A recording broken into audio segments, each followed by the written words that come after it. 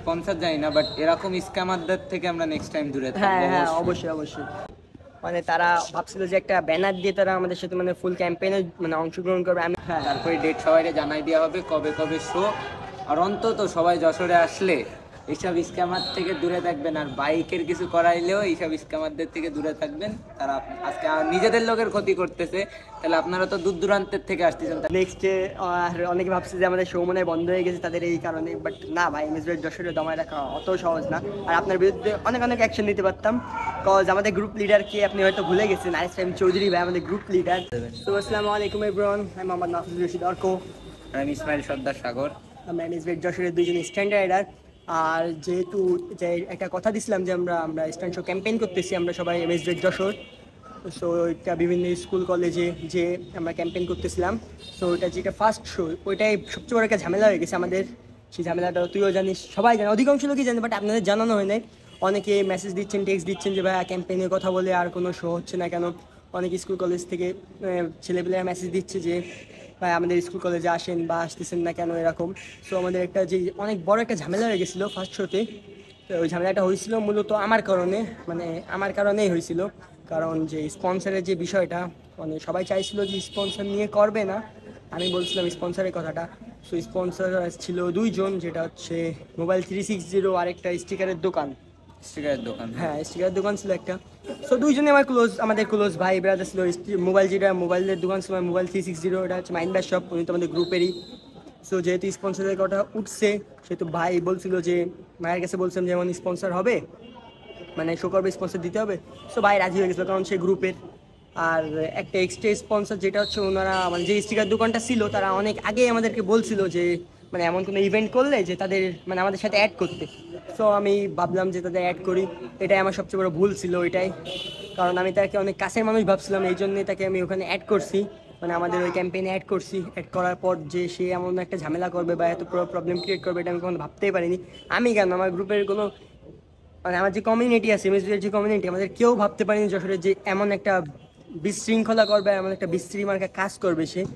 কারণ সে শো, যেদিন first show আমাদের প্রিপারেটরিতে ছিল, খুবই ভালোভাবে সব কিছু হয়ে গিয়েছিল, টাইমও দিয়েছিল। যখন আমরা শো শুরু করছি 12টায়, তাই না? হ্যাঁ শো শুরু করছি 12টায়। কারণ এর পিছনে একটা বড় কারণ ছিল, শো ডেট দিয়েছিল আমাদের 10:30 11টার সময় শো ডেট দিয়েছিল, যে মানে টাইম দিয়েছিল যে এই টাইমে তোমরা শো স্টার্ট করবা।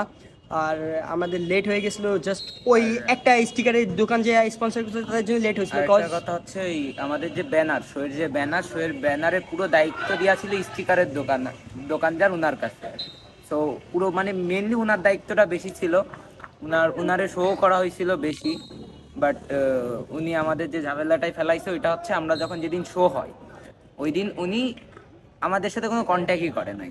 মানে আমরা কল দিছিলাম, কল ধরছে না, কন্ট্যাক্ট করি নাই না, কল ধরছে, ফার্স্ট কল না আমার ধরছে, বাট তার কোনো লাভই হয়নি, তার কোনো প্রফিট হয়েছে, তার একদম ফুল লস গেছে। জাস্ট ওই স্টিকারের শপটা আমাদের সাথে এই করছে বলে ফুল, মানে ভাইয়ের স্পন্সর ফুল, মানে বাতিল বলতে কি, মানে তার স্পন্সর করছে যে তার একটা লাভ থেকে, মানে যত যাই হোক লাভের জন্য মানুষ কিছু একটা করে, আমাদের ওখানে লাভ ছিল, তাদেরও লাভ ছিল, এই জন্য তারা করছে।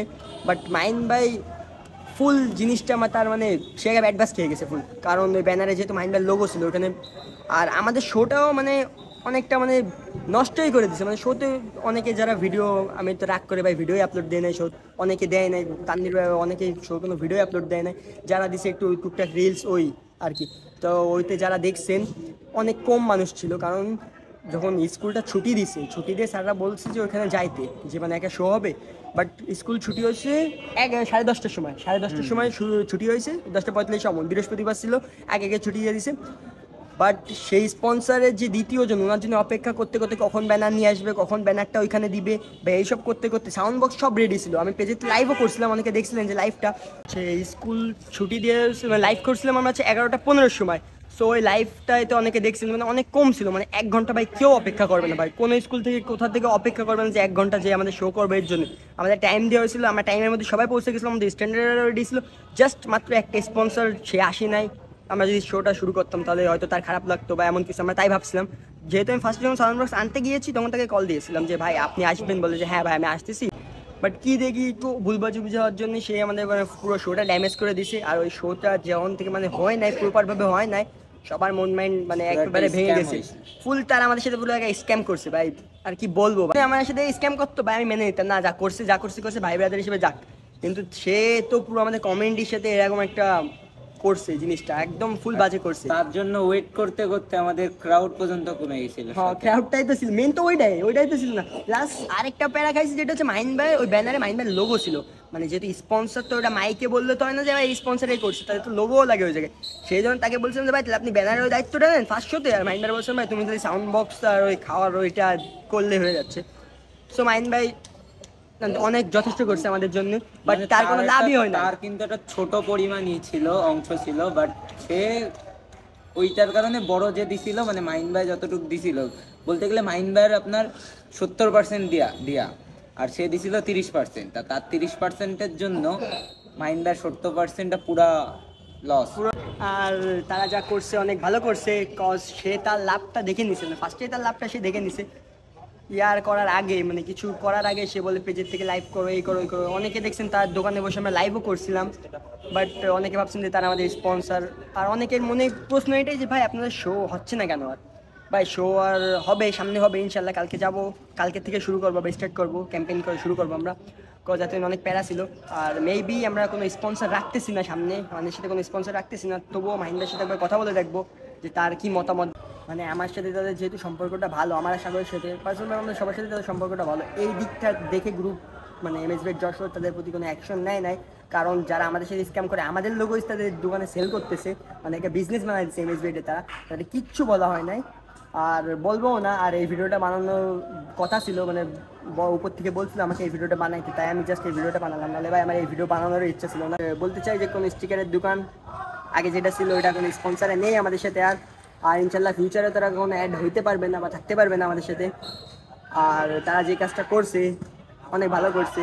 নেক্সটে আর অনেকে ভাবছে যে আমাদের শো মনে হয় বন্ধ হয়ে গেছে তাদের এই কারণে, বাট না ভাই, এমএসবেট যশোরে দমায় রাখা অত সহজ না। আর আপনার বিরুদ্ধে অনেক অ্যাকশন নিতে পারতাম, কজ আমাদের গ্রুপ লিডারকে আপনি হয়তো ভুলে গেছেন, আরিফ চৌধুরী ভাই আমাদের গ্রুপ লিডার।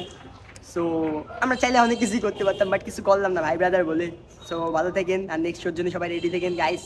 ইনশাল্লাহ দেখা হবে। নেক্সট শোতে আল্লাহ হাফেজ।